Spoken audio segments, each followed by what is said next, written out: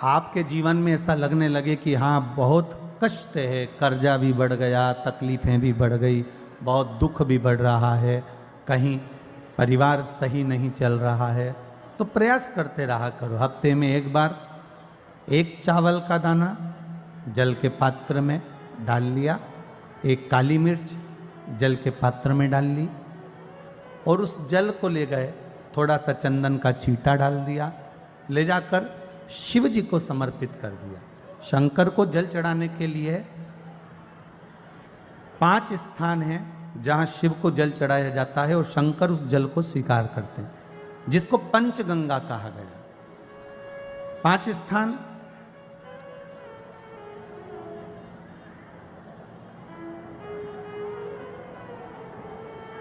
अच्छे से समझ लीजिएगा, जब भी शिव मंदिर में जाएं तो ये 5 स्थान शिव को जल चढ़ाने के लिए ये रखा है। शिवलिंग, गोल जलाधारी, ये चरण जहाँ से पानी नीचे की ओर जाता है। शंकर भगवान के 13 बच्चे हैं, 13 की 13 बच्चे, शिव जी का संपूर्ण परिवार, 33 कोटि देवता, 64 योगनियाँ, सब शिवलिंग के आसपास में। आप शंकर जी के मंदिर में जाकर ये कभी ना विचार करना कि पार्वती जी को ढूंढना पड़ेगा या गणेश जी को ढूंढना पड़ेगा या कार्तिकेय जी को ढूंढना पड़ेगा या भैरव को ढूंढना पड़ेगा। हमें शंकर के मंदिर में जाकर किसी देवता को ढूंढने की जरूरत नहीं है। जहां शंकर भगवान का शिवलिंग रखा हुआ है वो माता जी का हस्तकमल है, माता पार्वती जी का स्थान है। जहां शिवलिंग रखा है वो शंकर भगवान है। जहां जलाधारी है उस जलाधारी के पास में जहां पानी बहता है बीच में अशोक सुंदरी का स्थान है। जहां से पानी बह रहा है उसका राइट भाग वहां गणेश जी का स्थान है, लेफ्ट भाग कार्तिकेय जी का स्थान है। शंकर भगवान के ऊपर जो जल गिर रहा है वो शंकर भगवान की 5 लड़कियां, जया, विषहरा, शामली बारी, दौतली, देव, ये शंकर जी की 5 बेटियां ऊपर हैं। जहां से पानी बहकर उस निकासी से, जहां नाली बनी रहती है, पानी जहां से निकलकर बाहर मंदिर के जा रहा है वो 33 कोटि देवताओं का स्थान है। इसलिए सारे मंदिरों की परिक्रमा हो सकती है पर शंकर जी के मंदिर की परिक्रमा नहीं करते, क्योंकि वो जल जो जा रहा है वो 33 कोटि देवताओं का स्थान है, उसको हम लांघ नहीं सकते। वो स्थान जल चढ़ाते समय आप इसका स्मरण रखें। पानी का जब पात्र लेकर जाते हैं मंदिर के अंदर, सबसे पहले शिव जी का जो जलाधारी है उसमें राइट भाग पर अपनी मनोकामना कर कर जल चढ़ाएं, फिर लेफ्ट भाग में चढ़ाएं रोग मुक्ति के लिए। अशोक सुंदरी की जगह पर चढ़ाएं, ये 3रा स्थान। 4था स्थान माता पार्वती जी का जो कटी भाग है जहां पर शिवलिंग रखा हुआ है उस भाग पर जल चढ़ाएं, 4था भाग। 5वां भाग शंकर जी के ऊपर चढ़ाएं। ये 5 जगह पर जल क्रम वाइज चढ़ाएं। आप लोग जाते हो डायरेक्ट जाकर शंकर जी पे जल उंडेल करा जाते हो, सीधे गए और शिव जी पे जाकर आपने जल चढ़ा दिया। हमारे यहाँ शास्त्र कहता है जैसे अपन देवताओं की पूजन करते हैं तो पंडित जी सबसे पहले पूजन किसकी कराते हैं? जम के बोलो जरा, गणेश जी की। गणेश जी के बाद पूजन कराते कराते कराते कराते कराते कराते आगे के सारे देवता कराते कराते कराते कराते फिर जन पर पहुंचते हैं। आप डायरेक्ट मूल पूजन कराते कराते कराते कराते कराते कराते आगे के सारे देवता कराते कराते कराते कराते फिर मूल पूजन पर पहुंचते हैं। आप डायरेक्ट मूल पूजन पे पहुंच जाते हो। और सरल भाषा में समझ लो, जितनी सरल भाषा में समझोगे ना उतना अपने जीवन में उतर जाएगा। इस छत के ऊपर आपको चढ़ना है, निशानी रखी है,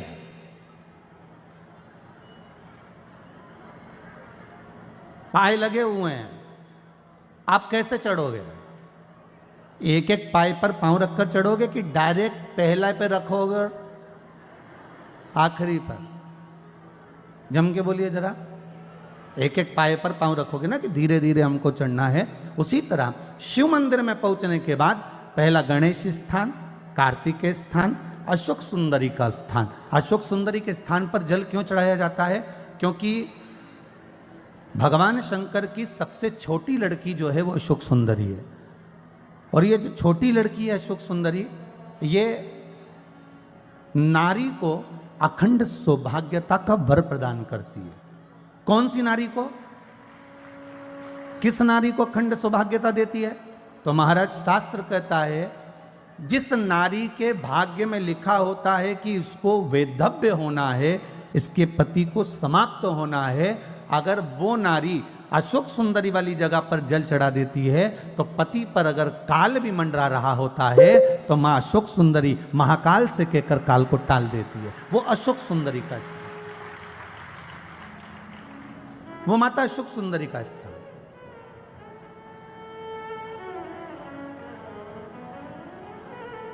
जल चढ़ाने का एक नियम है। यहां जल चढ़ाया, फिर कार्तिकेय बाबा को चढ़ाया, फिर अशोक सुंदरी को चढ़ाया, फिर कटी भाग पर।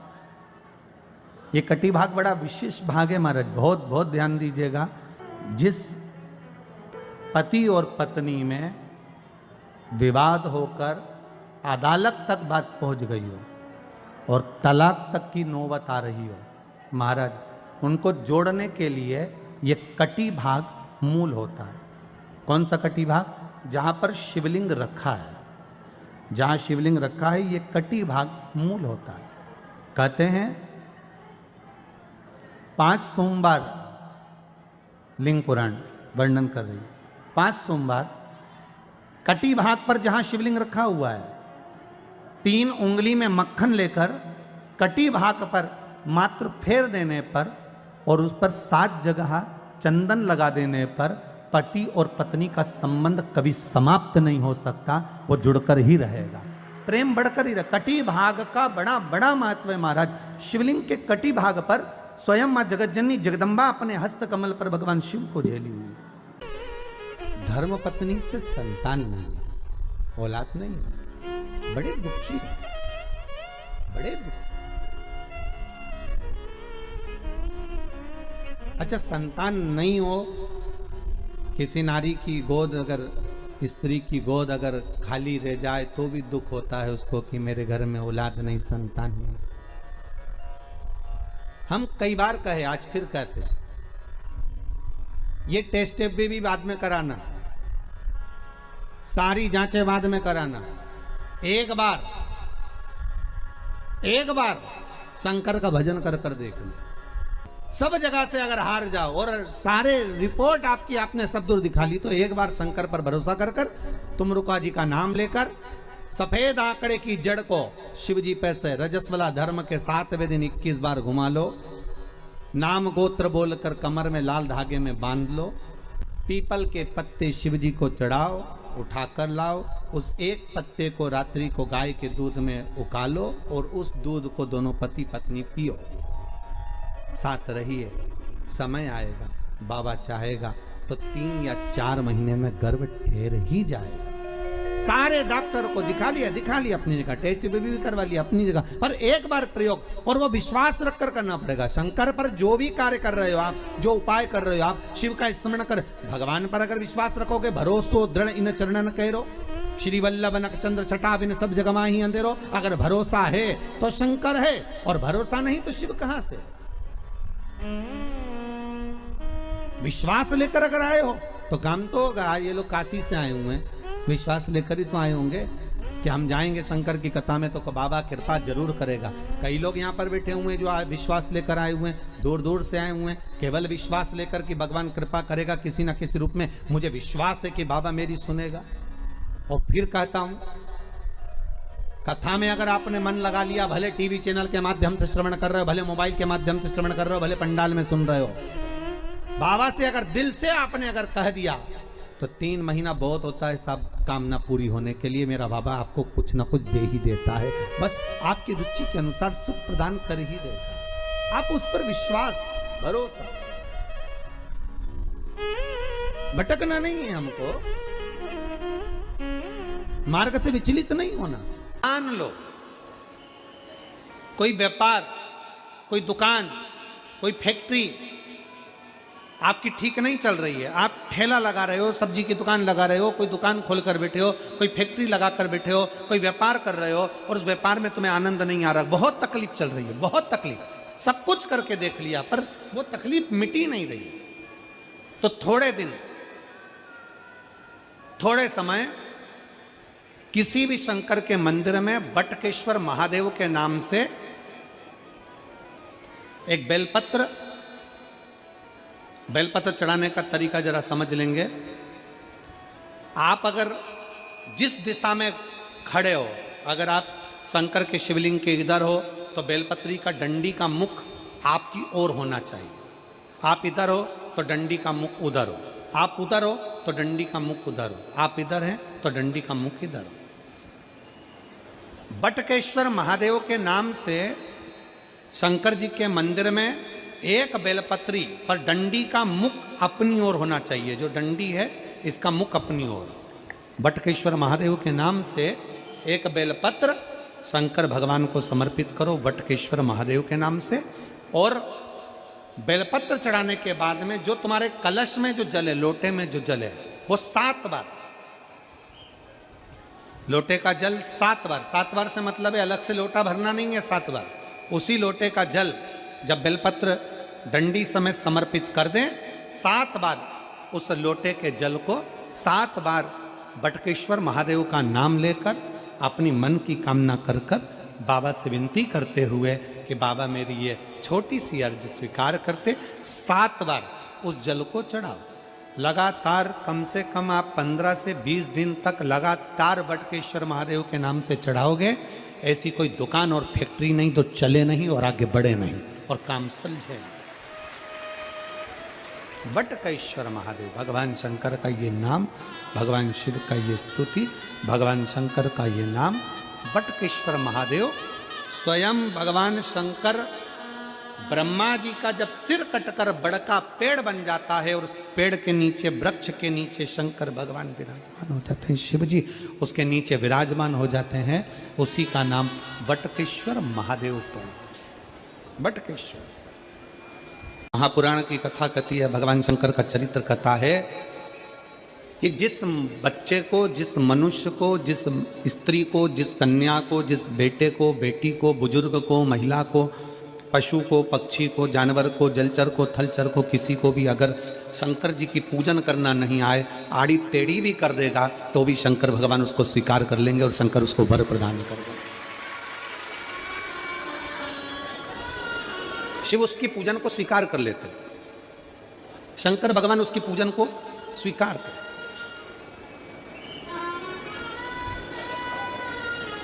कोई दुनिया में आकर तुमसे कह देना कि मैं बहुत बड़ा, मैं इतना विद्वान हूं कि मैं भगवान की पूजन सबसे अच्छी करता हूं। अगर कोई तुमसे आकर कह दे कि मैं सबसे ज्यादा विद्वान हूं, शंकर जी का अभिषेक मैं बहुत अच्छे से करता हूं। कोई तुमसे आकर कह दे कि मेरी पूजन में कोई कमी नहीं रहती, मैं इतनी अच्छी पूजन करता हूं। कोई विद्वान से विद्वान व्यक्ति भी आकर तुमसे कह दे कि मैं शंकर जी का अभिषेक इतना विद्वत्ता में कराता हूं कि मैं शंकर जी की आराधना सबसे श्रेष्ठ कर सकता हूं, तो मान लेना कि शिव मिल नहीं सकते, शंकर नहीं मिल सकते। शिव जी की पूजन वही स्वीकार है जिस पूजन में थोड़ी सी कमी रह जाए।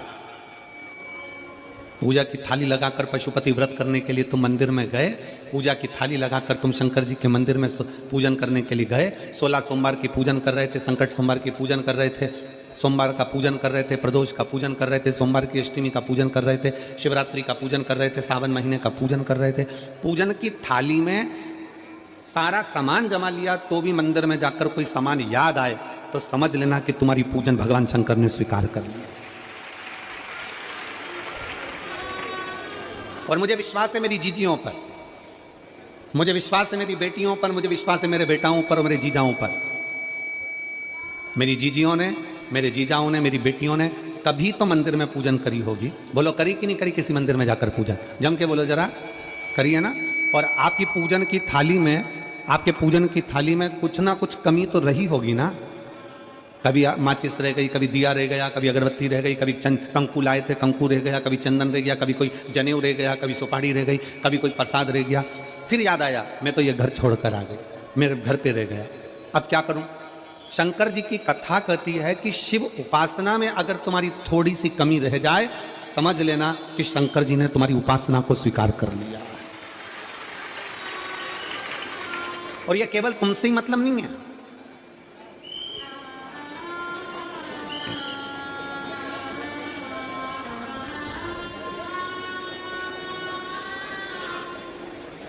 केवल आपसे मतलब नहीं है कि आपकी पूजन में ही, उपासना में कमी रह जाए। ये शंकर भगवान का वर है, ये शिव जी का वर है किसको? भगवान नारायण को। जिस समय पर नारायण ने संकल्प लिया था कि सावन के महीने में 108 कमल के पुष्प रोज समर्पित करूंगा, सुनिए कथा सबने, 108 कमल के पुष्प भगवान नारायण ने संकल्प लिया कि मैं भगवान को रोज दूंगा। रोज 108 कमल के पुष्प मंगवाते देते। सावन का आखिरी दिन था, सावन का आखिरी दिन, और सावन के आखिरी दिन भगवान नारायण 108 कमल के पुष्प लेकर भगवान को चढ़ाने के लिए जैसे ही बैठे, जैसे ही चढ़ाने के लिए बैठे, वैसे ही एक कमल का पुष्प कम रह गया। लक्ष्मी जी से कहा जाओ जल्दी से कमल का पुष्प लाओ। लक्ष्मी जी कमल का पुष्प ढूंढती रही, नहीं मिला। सब दूर देखा, सारी जगत में देखा, पर कमल का पुष्प लक्ष्मी जी को नहीं मिला। लक्ष्मी जी को कमल का पुष्प नहीं मिला। आखिरी में पूजन की थाली में कमल का एक पुष्प कम रह गया। भगवान नारायण ने अपना आंख निकालकर भगवान शंकर को समर्पित कर दिया। क्या निकालकर समर्पित करी? अपनी एक आंख। और जब भगवान ने अपनी एक आंख निकालकर भगवान को समर्पित करी, उस दिन का नियम है आज तक, अगर पूजन की थाली में कोई कमी रह जाती है, पूजन में कोई कमी रह जाती है, तो एक आंख मतलब आखा चावल। आखा चावल जानते हो आप लोग? जम के बोलो जरा। आखा मतलब पूरा। हम आंख तो भगवान को नहीं दे पा रहे इस संसार सागर में, कलिकाल में। एक आंख के बराबर आखा चावल, एक आखा चावल पूरी पूजन होने के बाद शंकर जी को समर्पित कर दो। शिव भगवान नारायण की आंख के बराबर उसको स्वीकार कर लेते। भगवान शिव उसको स्वीकार कर लेते, शंकर भगवान उसको स्वीकार कर लेते, शिव उसको स्वीकार कर लेते। भगवान नारायण ने एक आंख भगवान शंकर को दे दी। शंकर भगवान ने अपना सुदर्शन चक्र भगवान विष्णु को दे दिया। भगवान शंकर त्रिनेत्रधारी हो गए और भगवान नारायण सुदर्शन चक्रधारी हो गए। सुदर्शन चक्रधारी 108 कमल के पुष्प में से एक पुष्प अगर छुपाने वाला कोई था तो वो देवाधिदेव महादेव थे। शंकर भगवान ने कहा भगवान विष्णु से, हे नारायण, आपके कमल के पुष्प को, एक पुष्प को मैंने छुपाया था। आज मैं वर देता हूं, जो शिव की आराधना करेगा, जो शंकर की आराधना में बैठेगा, उसकी पूजा की थाली में जान करके नहीं तो तुम घर पे कोई सामान जान करके छोड़ जाओ, जान करके नहीं, लेकर सब जाना। पूरी पूजन की थाली में अगर कोई कमी रह जाती है, शिव कहते हैं उसकी पूजन को मैं स्वीकार कर लेता हूं, उसकी पूजन को मैं स्वीकार। जान करके कोई कार्य नहीं करना है अपने को। नहीं तो तुमने सोचा कि पूजा की थाली में सब कुछ रख लूं, एक सामान घर पे छोड़ दूं। सीवर वाला महाराज जी बोला है, ऐसा काम नहीं करना। कई लोग जान कर जब घर से निकलते हैं तो कोई शुभ शकुन करना रहता है तो जान करके शुभ शकुन करते हैं। गाय को घेर के लेकर आएंगे, बछड़े को घेर कर लेके आएंगे कि आज ये जा रहे हैं तो इनके सामने से दूध पीती हुई बछड़ा और गाय निकलेगी तो शुभ शकुन होगा। अब वो तो अनायास कोई शुभ शकुन हो जाए, अचानक से कलश लेकर कोई स्त्री निकल जाए। जब हम नेपाल में कथा करने के लिए गए तो वहां पर कान वाले ने पत्र लिखा, और शायद नेपाल की कथा में वो पत्र आप लोगों ने सुना भी होगा। उस दुकान वाले ने अपने पत्र में लिखा कि गुरुजी, मेरी दुकान बिल्कुल नहीं चलती थी और मैं किसी देवता पर भरोसा नहीं करता, मैं कहीं नहीं जाता, पर 15 घर छोड़कर एक लड़का रोज प्रतिदिन 1 लोटा जल लेकर शंकर जी के मंदिर में जाता है और मेरा दुकान पे आने का समय वही टाइम होता है। वो लोटा लेकर निकलता है और मैं दुकान की ओर बढ़ता हूँ, दोनों का मिलना थोड़ा आगे होता है। गुरुजी, जब से वो 1 लोटा जल भरा हुआ कलश मेरे सामने से निकल कर जाता है, तब से मेरी दुकान चलना इतनी प्रारंभ हो गई कि मुझे पीछे पलट कर नहीं देखना। अब ना उस दुकानदार ने उस लोटे वाले को कहा कि तू जल लेकर जा, उस लोटे वाले ने भगवान शंकर की कथा को श्रवण करा और एक लोटा जल लेकर शंकर के मंदिर में जाना प्रारंभ करा।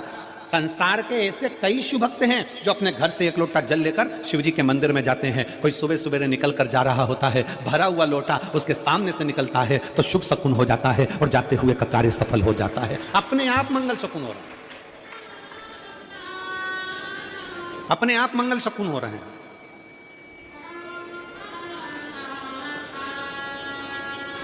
ना जाने कितनों के कार्य अपने आप हो रहे हैं और कर का हो जाता है और शिव उसको स्वीकार कर लेते हैं। लंबी बाती का प्रमाण अलग होता है। लंबी बाती क्यों लगाई जाती है? भगवान के मंदिर में दीप में, देवियों की पूजन में, लक्ष्मी की वृद्धि के लिए। कौन से देवता के यहाँ लंबी बत्ती लगती है और कौन से देवता के यहाँ गोल बत्ती लगती है, उसका भी प्रमाण वर्णन। किसी देवी की पूजन करो तो लंबी बत्ती आती है, कुल देवता की पूजन करो तो लंबी बत्ती आती है। किसी मंदिर में किसी देवता को लगाने जाओ तो गोल बत्ती लगती है, उसका भी प्रमाण है। लंबी बत्ती जहां लगाई है, अगर लक्ष्मी के सामने लगाई है तो लक्ष्मी की लंबाई बढ़ती है, लक्ष्मी की वृद्धि बढ़ती है। अगर कुल देवता के नाम की लगाई है तो वंश की वृद्धि होती है। इसलिए हमारे यहाँ अमावस्या पूनम को जो पाटे माटे भराते हैं उसमें गोल बत्ती नहीं लंबी लगाई जाती है, जिससे हमारा वंश बढ़े। नवरात्रि में देवी जी की जो बाती लगाई जाती है वो लंबी लगाई जाती है, गोल नहीं। क्यों? क्योंकि जिससे माँ हम पर कृपा बना कर रखे, हमारा वंश खूब बढ़े, हमारे यहाँ लक्ष्मी की वृद्धि हो। स्थिर बाती, गोल बाती लगाई जाती है ब्रह्मा के मंदिर में, इंद्र के मंदिर में, देवता के मंदिर में। तुलसी के सम्मुख में लंबी बाती नहीं लगती, तुलसी के सम्मुख में गोल बाती लगाई जाती है महाराज, जिससे स्थिरता का भाव केंद्रित हो। स्थिरता का भाव की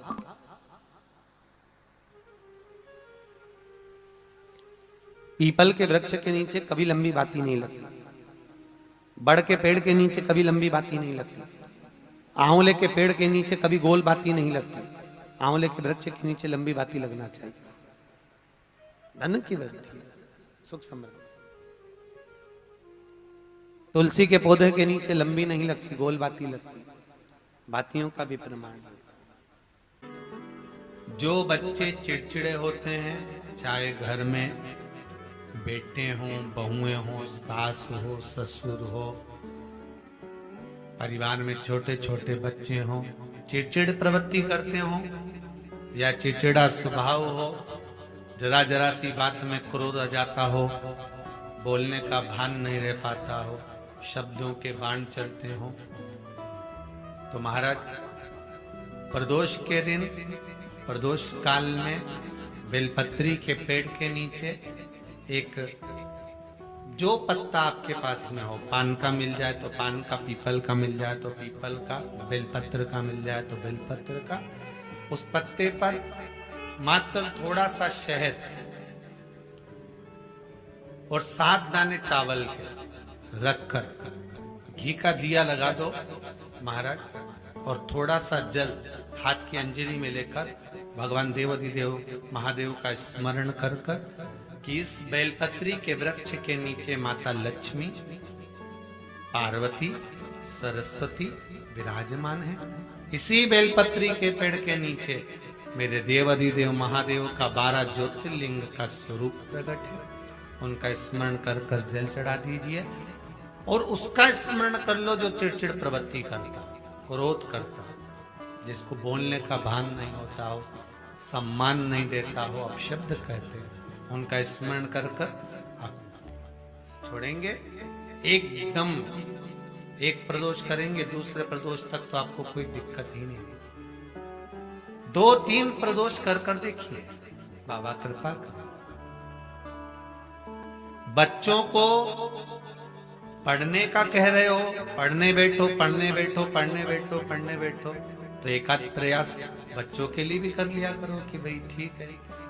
जैसे बैकुंठ चतुर्दशी वाला उपाय हमारे YouTube पर भी डला हुआ है, आप उसको निकाल कर सुनना। बैकुंठ चतुर्दशी के दिन प्रयास करना, बच्चे लोग विद्या में प्रबल होंगे।